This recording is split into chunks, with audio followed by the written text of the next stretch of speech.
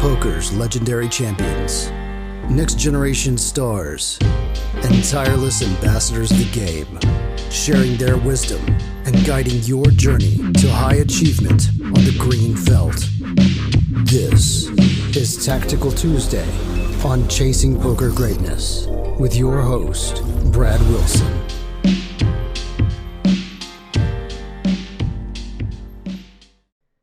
Welcome, my friend, to another episode of Tactical Tuesday. This is Coach Brad, joined once again by Jon, and today we have no hands for you. I'm very, very sorry. I know you're very disappointed, but we decided, since Elites is still going on for the next 2 weeks, to kind of give an overview and breakdown of everything that Jon's been doing, specifically because I think that it will help you in your preparation to play poker on a day-by-day basis, building up your habits that will help you build up your resilience so that you can put in more volume, so that you can maintain your sanity playing this kind of insane game that we've all decided to play. Jon, welcome to the show, sir. Thanks, Brad. Yeah, I'm pretty excited to talk about this stuff. I mean, it's not tactical in the sense that we're not talking about like hard technical poker strategy, but I do think that it is tactical in the sense that like this stuff affects performance and is really important to playing good poker. Yeah, normal hand breakdowns are going to be like the micro, right? And this is the macro element of that. This is the large overview. And again, just to be clear, Elites programs closed, won't be open for 6 months. And all the apps here that we talk about, we're not getting paid anything. Basically, nobody pays me anything unless like they buy one of my courses. This is the only way that I get paid. Or you go to freenuffle.com and get Nuffle for free by signing up for Bovada. That earns me some affiliate revenue. But like in this world of poker content creation, at least in my case, I'm not like sexy enough to get paid for sponsorships or anything like that. So it's like, eat what you kill, buddy. But if any of our viewers do work for one of these apps, feel free to send us a check for, No, send me a check. Or okay. What? Not Jon. Care of Brad at Chasing Poker. Don't worry, I'll make sure Jon gets it. Don't worry about it. It's safe in my hands. All right. So we prepared a slideshow because we're overachievers. And those of you listening on the podcast, you can't see this beautiful little Elite logo that's up there right now. But I got to say, like, I'm very proud. Well, I'm very proud of the person that I paid to make this logo.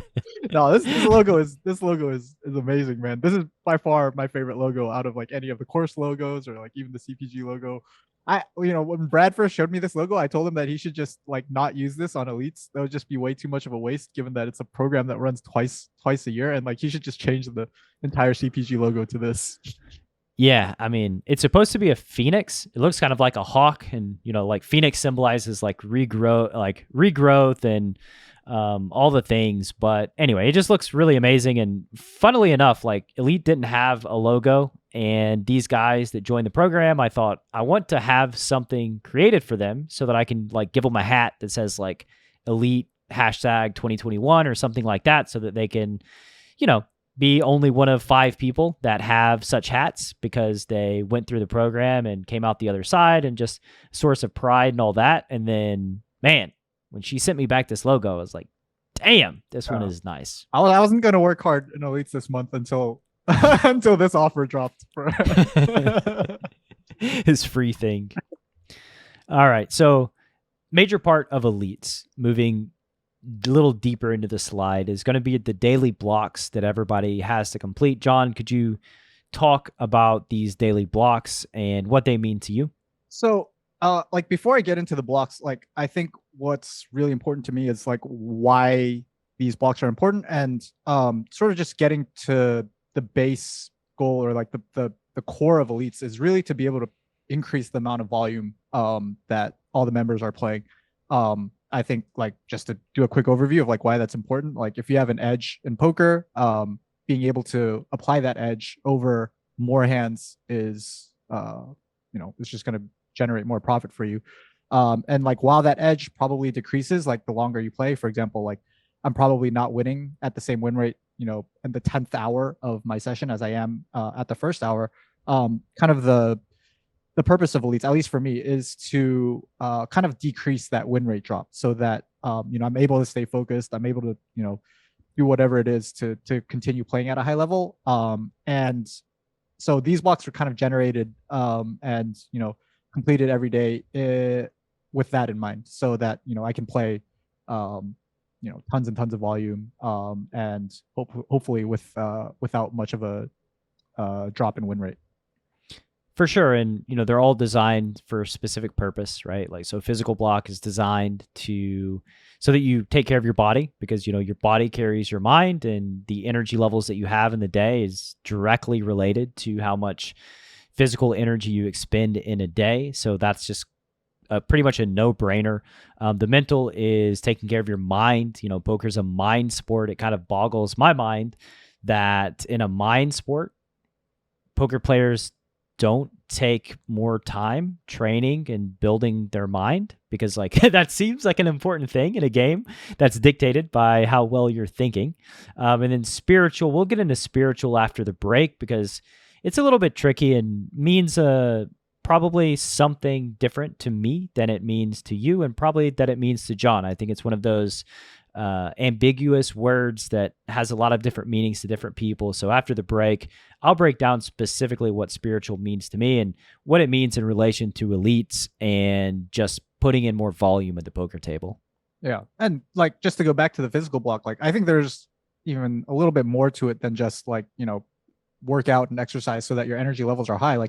There's definitely is a physical component to playing poker, even if it's just your lower back starts hurting after sitting in your chair for hours and hours. And if you can decrease that, or get to the point where it just doesn't hurt anymore, then that means you can play longer, or with less pain, and presumably, play better or put in more volume. So I definitely think that there actually is a physical component to poker, even though you're kind of just sitting in your chair all day.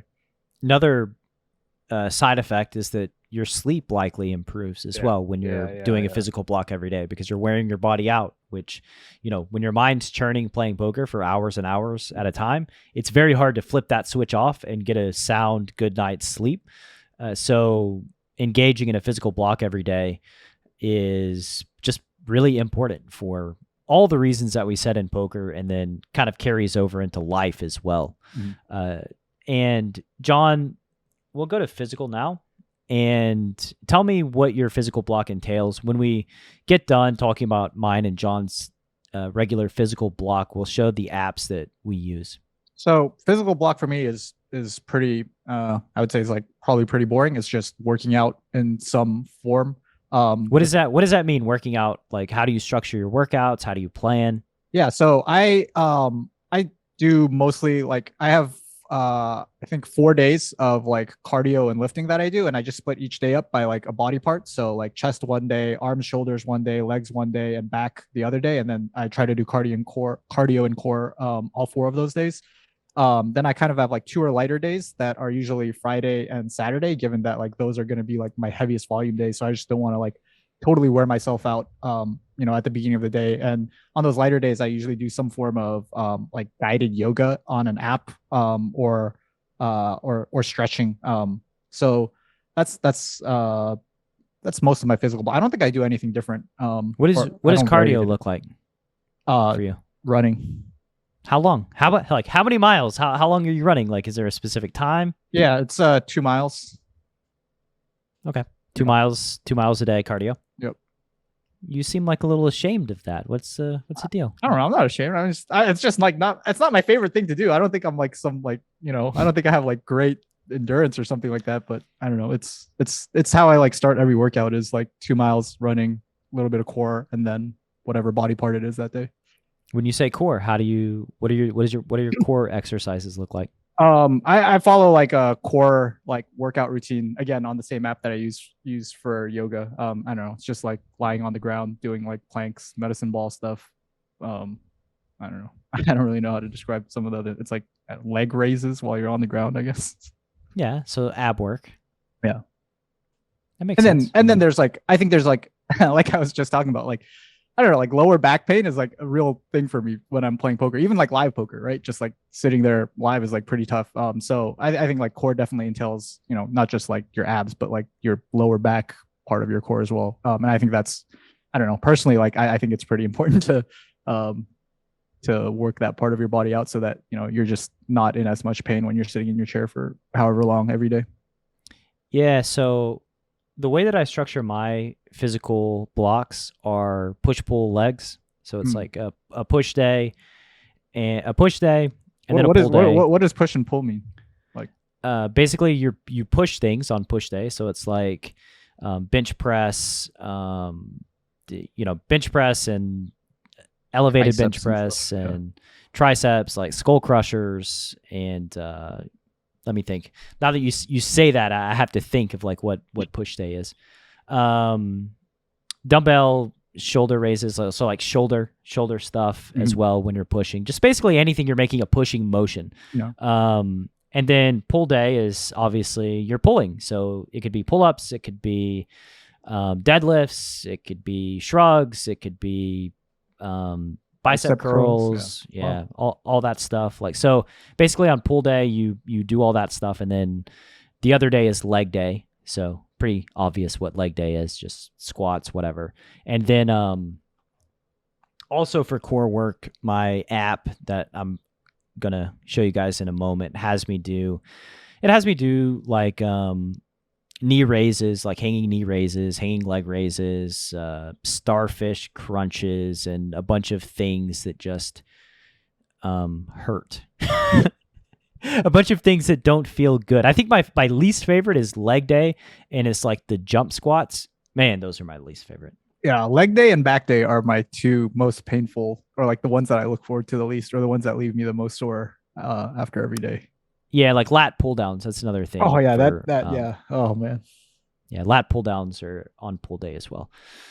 So let's look into the apps. If anybody wants to Google, by the way, what push pull legs is, you can just Google it. It's basically a push day, followed by a pull day, then an off day, then legs, then off, and then push pull. And that's sort of the rotation. So legs are surrounded by an off day. And this is your app, John. So yeah. Tell the people why you love this app. Well, first it's free, and it has like it has like, I don't know, just more workouts than I could ever need for free. I sort of discovered this during the height of the lockdown when the gym in my building was closed. I was just doing a lot of workouts, like casting this to my TV and just doing workouts here in front of the TV. I still use it today, not so much for like actual workouts, but I do like the yoga and the stretching guided exercises here. So yeah, this is Fit On is the one that it's probably the only fitness app that I've ever used actually. So I'm gonna tell the podcast listener this, John. You just feel free to ignore it. It's fine. If physical block is very important. And so like if you find an app that you want to use that's not free, just pay the $100 a year to get it. Like, just don't listen to John with this free stuff. I mean, some free stuff can be good, but like it's also okay to pay $100 a year for some stuff that's really good, that saves you time and energy as well. Like 10 whole big blinds. 10 whole big blinds, John, I mean, we'll talk about it in a moment, but we'll get into some things that have happened in Elites this month. This is mine. This is the one that I use. It's Fitness AI. They actually got me on Instagram with a targeted ad that I use, but basically it keeps track of your lifts. It learns how much you lift based on the inputs that you give it. And then it also mixes up the exercises that you do on each day. So pull day, the one thing that like drove me crazy about push pull legs before was my days were static. So it was like always the same thing. This one gives you various different workouts for each day so that it introduces, mixes it up a little bit. There's only so many days that I could just do the same routine every single day. This app looks way more intense and hardcore than mine. Mine was like bright, like, chicks like doing yoga. This one, looks like she's about to deadlift like 300 pounds or something. Like, yeah, that's how we roll, John. That's how we roll in like the paid world of things. Free world, paid world. No sunshine and rainbows. We're doing work in paid world. And a funny thing happened. This is just an aside before we go to the mental block. Oh, this is But when I downloaded this app at first, and I was testing it out before deciding whether or not to pay $100 a year for it, something weird happened. I had to call my wife over, and I was like, babe, can you look at this? Like, is this me? Like, does this look like me? I show it, and she's like, holy shit. Like, did you give it access to your pictures? Like, that is creepy. And so I got a little self-conscious because I was like, I don't want to give them $100 if they're like snooping around on my phone. So I Googled it and just want to share this for the YouTube audience. This is what the guy looks like. Now, for the podcast listener, you can't see this, but it looks shockingly like me. Their little avatar dude. It's kind of creepy. Oh man, I'd be so sad. I mean, I'd just be like, man, I have like the most generic AI generated. I have like the default face of an avatar. Yeah, body too. Actually, this is. I don't know about that. This is like true to life. Everything about this picture is they basically took my identity and whatever. What are you gonna do? You know. All right. So wait, one more look. There we go. Yeah. If anybody's imagining what I look like with my shirt off, imagine no more. So moving to mental block here, Jon, tell me what mental block means to you specifically. Yeah. So, like Brad said, I think this is like really important. Like as a poker player, just finding ways to, at least for me, it's like finding ways to improve like my level of focus and basically how long I can maintain that level of focus. Mental block for me historically has been meditation, using like guided meditation apps. I'll be like totally honest, I hate doing them. Like they feel like just like massive chores for me. And I think part of it is like I just like I'm really bad at like keeping my mind on the thing that I'm supposed to keep my mind on, which is pretty like at the end of the day, it's like kind of sad. It's like, you know, let's say like I'm supposed to focus on my breathing, you know, which is a really common meditation thing. And like, if I can't do that when I have like nothing else to focus on or like nothing distracting me, like how can I expect to have like a super high level of intense focus when I'm, you know, four tabling poker?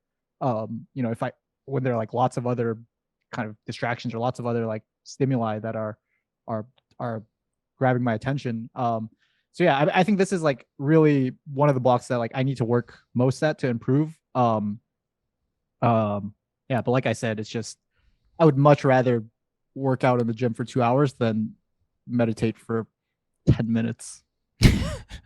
So I guess everybody in the meditation space will tell you, I know I've told you the same thing, like that. Yeah, you suck at it. It's not a thing that's like really to be good or bad at. I think that's the first, like adding a competitive level to this mental block, I think is your first problem where you're going wrong. It's not good or bad, Jon. It just is. And then secondly, whenever you pull yourself back, you know, those are the reps. So like if you're not getting distracted, well, then you're probably not human, or B, you've been like meditating forever and you just have like a really good, strong ability to focus purely on the present, which almost nobody has. And so this is like whenever you feel yourself drifting, you just pull yourself back to the present moment and how you feel. And in a poker sense, I think actually you're looking at the benefits incorrectly.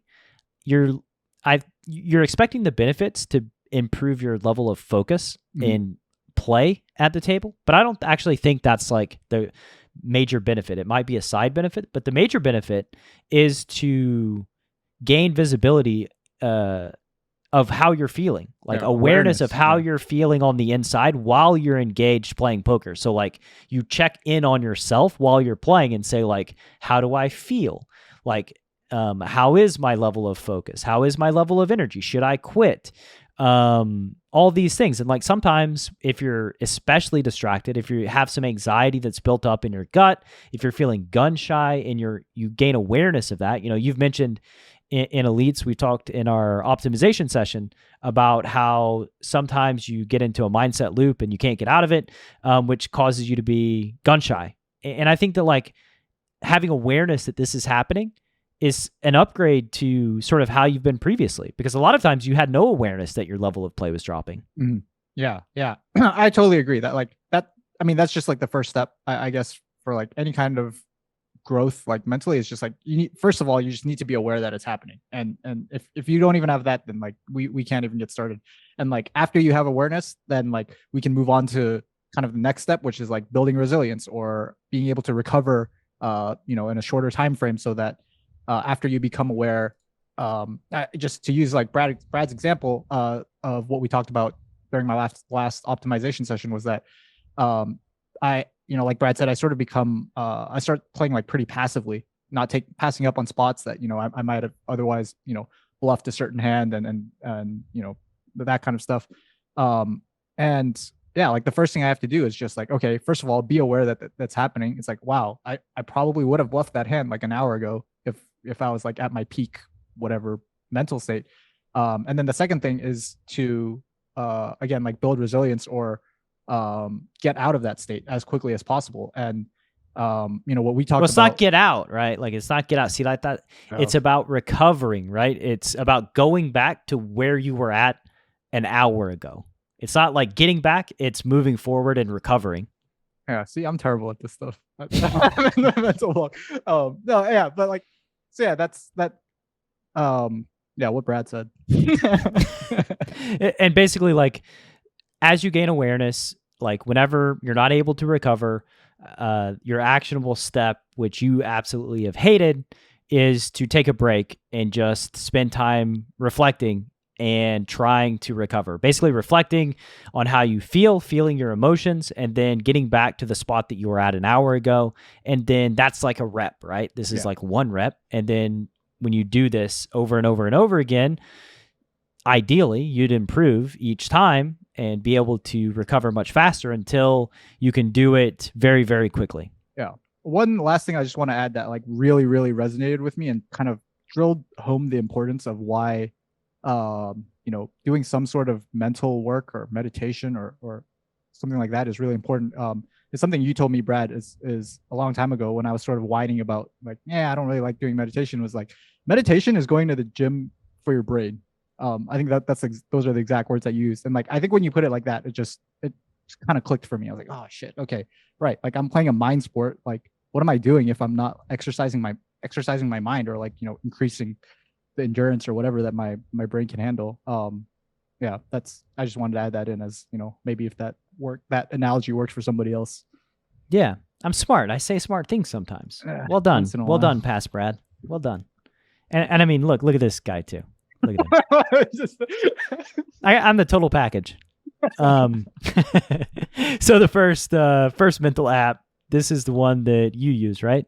It's the one I used to use. It's probably like one of the most popular, just meditation apps. It's like the first one that I got started on. I don't know. I don't really use it that much anymore, to be honest. Yeah, I've used Headspace in the past too, and if you want to learn more about the origins of Headspace, it was created by a dude named Andy. He's got a TEDx talk that's really good. He is like a former monk, and I also believe a former clown as well. A former monk? What is that? Well, he was in the monkery, and then he got demonked. That's how it works. And we're like, listening to this guy? You got demonked? I don't know. Maybe he didn't want to maintain his vow of celibacy, John. Reasonable. I think that's reasonable to demonk I yourself. wasn't being sarcastic. I think that's... Yeah, I know you're not. You are a male. All right. The Calm app is the other one. This is the one that I use. Yeah, same here. I use it as well. I know it's on iOS. I assume it's for iOS and Android. Yeah. Why do you like the Calm app over Headspace? Because I get Calm Premium for free with my health insurance. This was what we were talking about before. This guy, he gets.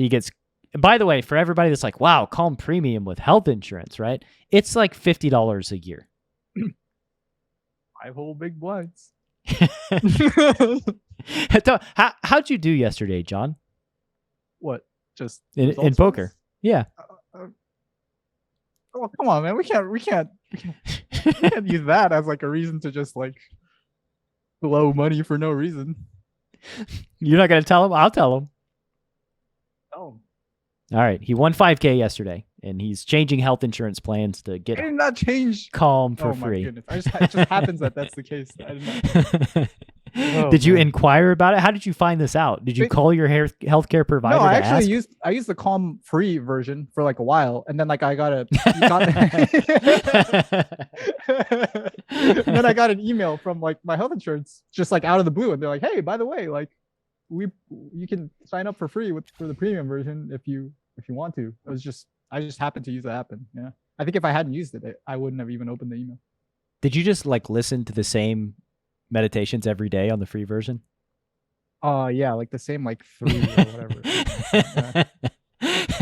Oh, that's like good enough for me. Like I'm such a meditation fish. It's like, yeah, I probably shouldn't even graduate to the premium stuff like until I get this down. You know, like 2 minutes is like feels like 2 hours for me. Oh boy.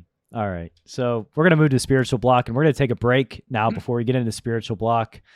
And it's gonna be this. I mean, this is my favorite block and something that's really near and dear to my own heart. So stick around after the break. In a world where a fish donk bets the flop, and you don't know what to do, one man, Coach Brad Wilson, has a surefire plan to neutralize flop leads and rip that dunk to shreds. Nuffle. Available now. Go to chasingpokergreatness.com/Nuffle. Rated R. All right, welcome back to Tactical Tuesday. Before we move on to spiritual, I realized just a few minutes ago that I made a mistake. We skipped over one aspect of mental. We won't go back there, but Jon, I turned you on to an app recently. Tell me about your experience with that app. Man, it's my favorite mental block app these days. It's called Breathwork. And it's an app that basically helps you do like guided breathing exercises. Each exercise sort of has a different purpose. There's one that I do right when I wake up. There's one that I do before every session. And there's another one that I do like right before I go to bed. I think I'm way more into these than just like the normal kind of like the calm meditation sessions because it's a little bit more active. It's like you got to follow this like breathing pattern, hold your breath for a certain amount of time, exhale for a certain amount of time. So it's definitely more there's way more of an active component to it, but yeah, I love it so far. And I can, I guess like another reason I like it is because like I can really just feel tangible a difference in how I feel as soon as I finish the session. Whereas like after I finish a calm session, I'm sort of like, man, I suck at this. Like, well, breathwork is also takes less time as well, and you do feel tangibly different. At least I feel tangibly different after doing like the breath to wake up, the breath to go to sleep, the breath for performance, the breath to basically energize, more energy. Do you have problems with the performance breath work? As like, because part of it is like you breathe in and then you hold and then you breathe out and then you hold for like 15 seconds after breathing out. And like the breathe out hold like obliterates me. Yeah. For one thing, like I can't exhale for as long as you're supposed to exhale. And so like now I'm like oh, I know that. So I pace myself at the beginning of my exhale. I'm like, don't let out too much air too early, or else like you're gonna be screwed at the end. I also have a little bit of problem with like the energizing ones when it has you like breathe in and out. It's just so fast. It's like so much that like I just feel like I'm like almost like hyper oxygenating my brain or something, and I like start like seeing like dots in the corner of my eyes or something like that. But yeah. Yeah. Okay, good. I just wanted to know that if I had some like lung issues or not, but it seems that you and I, maybe we both do. But if so, well, whatever. I like the chances that we, both have some rare thing, or we're both just normal and suck at breathing. Yeah, I don't know. As far as I know, I haven't had COVID, so like I can't use that as an excuse. I haven't either. You do run 2 miles like 4 or 5 days a week, so you got that going for you. Doesn't seem like you're the worst. Yeah. All right, cool. So now we can talk about spiritual block after we've talked about breathwork. By the way, probably the best testimonial that you could have as it relates to breathwork is Jon actually paid for it. I don't think your insurance provider gave it to you for free. You ponied up the $100 a year for the app, right? I would be devastated if I found out that they gave it to me for free and I just ponied up the $60 or whatever. I almost just want to give them like $500 just to email you that you could have gotten it for free. Just here, guys, send this email to your subscriber. I'll buy 10. I'll buy 10 subscriptions. Just to troll him. Okay, so spiritual block. We'll start out by, I guess I'll ask you, what does the spiritual block mean to you? I mean, I think it probably means basically like how you would describe it and how you've described it at the beginning of Elites every session. It's pretty simple. Do something that makes you happy that is not poker related. What's funny is that it sounds really simple, but this is the block that I just like, it's sort of hard for me to sometimes think of. Like, sometimes I feel like I'm just forcing it, you know? I'm just like, yeah, like I watched YouTube or Netflix for like an hour, even though I wasn't like, I'm just doing it for like my spiritual block. And one of the Elites members at the beginning of this iteration of Elites brought it up. It's like, poker used to be our spiritual block, right? Before we became professional poker players. It's like, that was the thing that we did to, you know, have fun or like enjoy life outside of our profession. And like, now it's just become like the thing that we do every day. So it's sort of hard to find things that are not poker related these days, honestly, that like that I like really want to do to like make myself happy. I think that is a problem because just one thing that I feel sometimes is like, when poker is not going well, and if that's the only thing that you have in your life, like you just play all day, run sims all day, and you know, review sessions all day, then that just means like your life is probably not going well, right? Or you feel that your life is not going well. And if that's the case, and you know, poker is guaranteed to have, you know, stretches where it's not going well. It's just impossible to avoid those stretches. It's really good to have like something else in your life that is like, oh, you know, like I lost today, but like at least I'm making progress in whatever other activity that I do to have fun. I don't even think it's progress. You're putting so much pressure on this spiritual block thing of like progression. That means a lot to you, right? Like progressing, not just doing something to do it. Yeah, I mean, like if I had to like talk about like something that like makes me happy, that unfortunately I can't really use as my spiritual block, it's like stuff in the gym, right? Like I have like this goal to like do a certain number of pull-ups. It's embarrassingly low, so I'm not going to say the number. But like just 3? try to like get closer. 4? Is it 5? We could do this all day, John. So yeah, I have like a pull-ups and like body weight like dips goal that I'm like really working towards, and like just kind of doing like checking up on that like every week and like seeing like progress is something that like makes me happy. One thing that I'm you know, I've talked to Brad about this a little bit too, is just like the next thing that I think I'm really gonna do in terms of like sports is like start taking golf lessons and get golf coaching. And like I can just like easily see myself being like one of those people, like just wake up a little bit earlier in the day and just go to the range every morning and just hit I don't know what a reasonable number of balls is in the morning. 4? Like, 5? You're getting into my pull-up goal. No, I just like, so just having something like that, I guess like you're right, like progress like means a lot to me, and like kind of being able to see like marked improvement in like something that I'm working at. And yeah, I'm just kind of excited for golf to be the next thing for me. What's funny is like what you just said there is like, that could totally be your spiritual block, is like working on progression with your pull-up goal, right? Like if that makes you happy and that's something you want to work towards, then do an extra physical block that's focused on meeting your pull-up goal. I mean, again, it's about just making yourself happy. It doesn't have to be like exclusive from the other things that you do. If that's, and by the way, spiritual. So for the listener, I want to describe, I guess, what I think of when I say spiritual. Like I think that like when you say like my hand hurts, right? Like it's, what is the my in that sentence, right? Like I don't feel well. What is the I, right? Like, is it your body? What is it? And, you know, you could chop off, quote unquote, your hand, bury it in the desert. And I guess it's not your hand anymore, but you're still alive, right? So for me, like spiritual is just our consciousness, and it's just our spirit, the thing that like lives inside our body and is our thoughts, our mind, all these things. So whatever it is in your spirit that makes you happy, just do something in that vein every single day. Like for me, I enjoy building Legos, right? I enjoy journaling, even like writing things out. I enjoy serving my wife. I enjoy surprising my friends. Man, if you think about when you're a kid, right? How many things do you love doing? You love like going to an amusement park, right? Like you live for that shit. You're so pumped, right? Yeah. Why do we get away from that as adults? Like you live in LA, you could go to, Six Flags if you so chose. Yeah, a big part of it I think is been COVID though. Like Elites has only been running during COVID, and like maybe it'd be easier to find like things that are like fun spiritually to do. But like I don't know, other than like going out for like a hike or something isolated like that, it's sort of hard for me to, I don't know. I don't want to go to an amusement park right now. I wouldn't do that.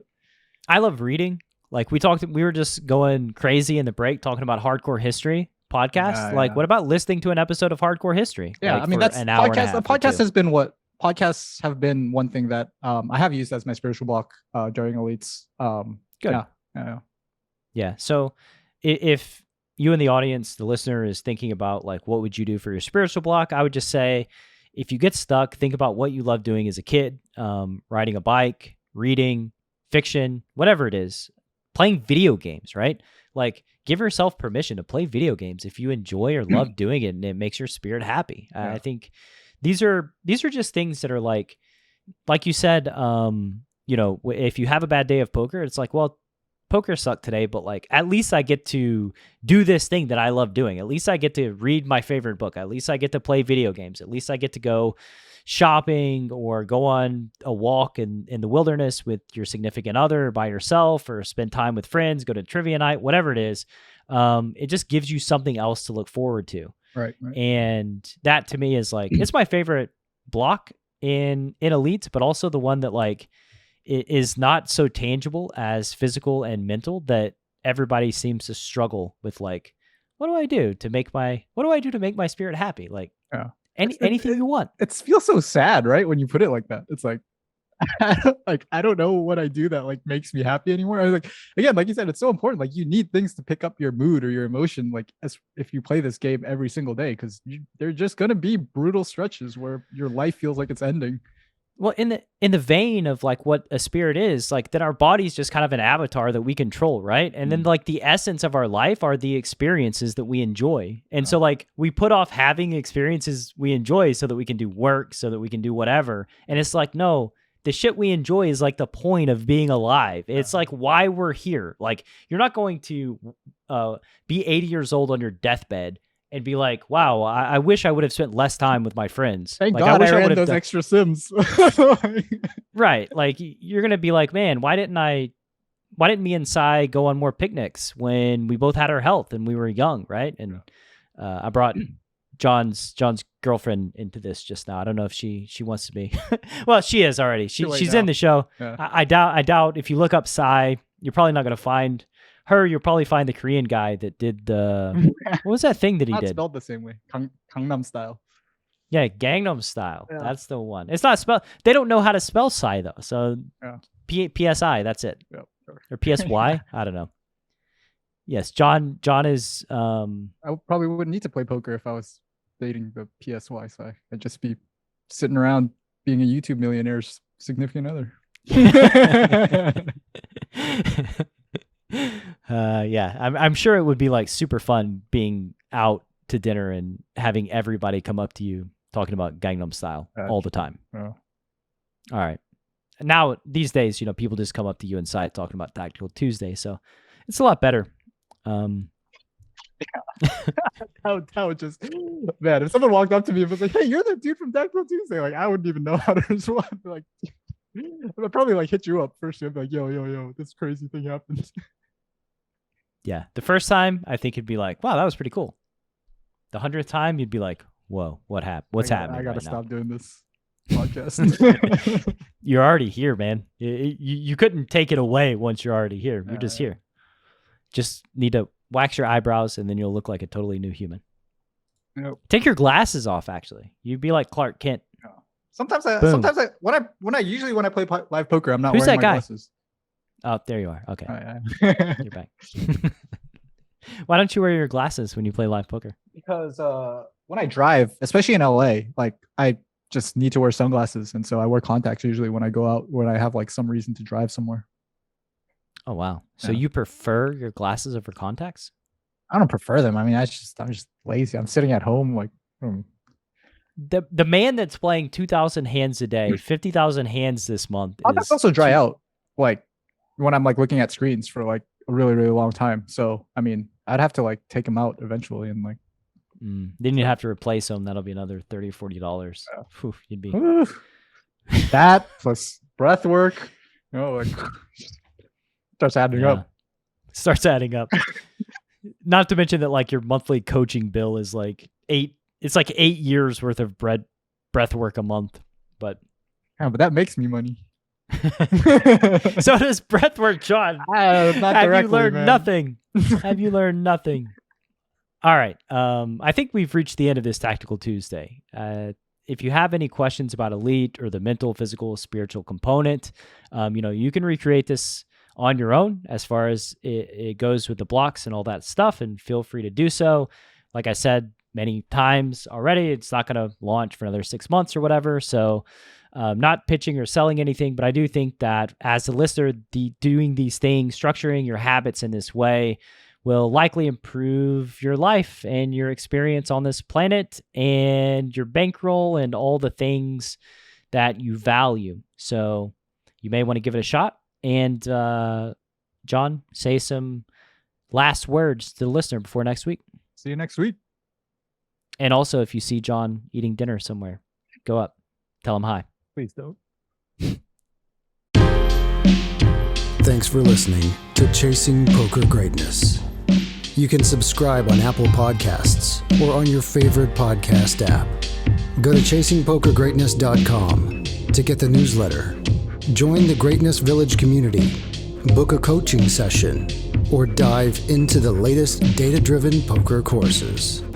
Follow the show on Twitter @CPG Podcast.